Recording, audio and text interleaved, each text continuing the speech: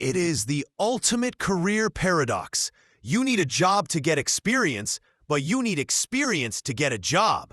If you are stuck in this loop right now, staring at entry-level job postings that absurdly require 3 years of history, you are not alone. But here is the secret that most do not realize.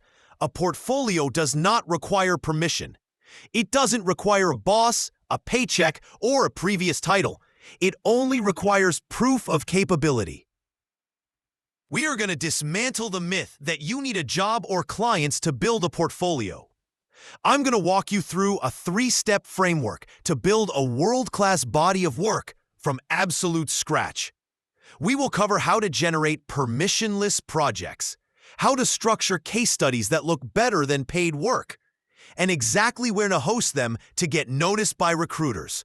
By the end of this video, you won't just have a plan. You'll realize you already have everything you need to get hired.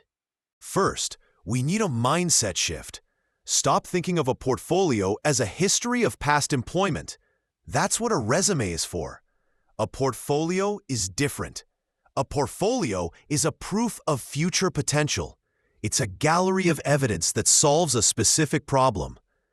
When a hiring manager looks at your portfolio, they aren't asking, "Did someone pay you for this?" They are asking, "Can you do this for me?" Once you understand that distinction, the barrier to entry vanishes. Let's start with strategy number 1, the passion project pivot. This is where you create the work you want to be hired to do. If you want to design apps, don't fill your portfolio with flyers for a local dentist just because they paid you $50. Create a fictional app such as a clone of Twitter, Facebook, a messaging app. Code it, document it, show it. Strategy 1, the passion project. First, we need a mindset shift. Stop thinking of a portfolio as a history of past employment. That is what a resume is for. A portfolio is different. A portfolio is a proof of future potential. It is a gallery of evidence that solves a specific problem. When a hiring manager looks at your portfolio, they aren't asking, "Did someone pay you for this?" They are asking, "Can you do this for me?" Once you understand that distinction, the barrier to entry vanishes. Let's start with strategy number 1, the passion project pivot. This is where you create the work you want to be hired to do. If you want to design apps, don't fill your portfolio with flyers for a local dentist just because they paid you $50. Create a fictional app, such as a clone of Twitter, Facebook, a messaging app. Code it, document it, show it. Treat this fictional project with the same rigor as a real one. Don't just make a pretty logo, distinct. Define the target audience. Outline the constraints. When you present this work, you frame it as a self-initiated concept. This shows initiative. It shows you don't wait for instructions. In many ways, self-initiated work is superior because it shows your pure creative vision, unfiltered by bad client feedback. Strategy number 2 is the unsolicited redesign. This is powerful because it uses recognizable anchors. Take a popular app, a local restaurant's terrible website, or a confusing piece of software, and fix it. But be careful here. Do not simply change the colors and make it pretty. That is superficial. You must improve the functionality. In your portfolio, explain why you redesigned it.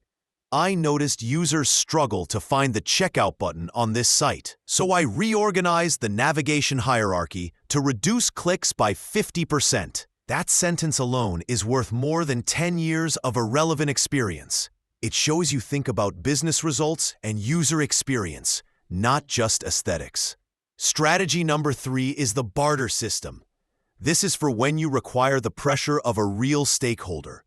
Find a nonprofit, a charity, or a very small local business that has no budget. Offer your services for free, but with a strict contract. The contract states, "I will do X amount of work, and in exchange, you will provide a detailed LinkedIn recommendation and allow me to publish the work as a case study." A warning on this strategy: you must limit the scope. Free work has a tendency to expand indefinitely because the client has no financial skin in the game. Be very specific. I will design one landing page with 2 revisions. Once that is done, the project is over. You get your portfolio piece. They get their asset.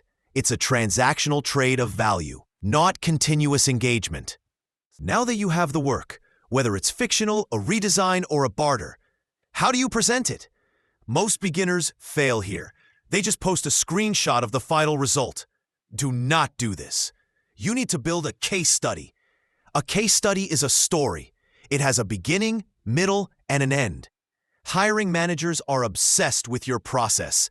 They want to see the messy middle. Show your sketches. Show the bad ideas you threw away.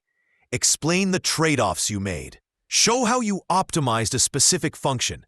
This proves you aren't just copying trends, but that you can solve problems when things get difficult. Where should this live? Do not overcomplicate it. If you are a developer, a clean GitHub README is essential. However, the gold standard is a simple personal website. You don't need to code it. Use tools like Squarespace, Webflow, or even Notion. The platform matters less than the curation. 3 incredible projects are better than 20 mediocre ones. As you build this, a voice in your head will say, "This isn't real work. I'm a fraud." Ignore that voice.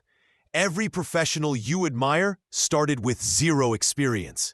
They all bridged the gap by making things up until someone paid them to do it. The only difference between a concept and a commercial project is a heavy invoice. The skill required is exactly the same. Now you have the strategy. You know the 3 types of projects to build. You know how to structure the case study. The only missing variable is your effort. Don't wait for a job to give you permission to be a professional. Be a professional, build the portfolio, and the job will follow. If you found value in this roadmap, hit subscribe and let me know in the comments which project you are starting today. Now, go get to work. Thank you for watching. Keep learning, keep growing, keep building, and I'll see you in the next video.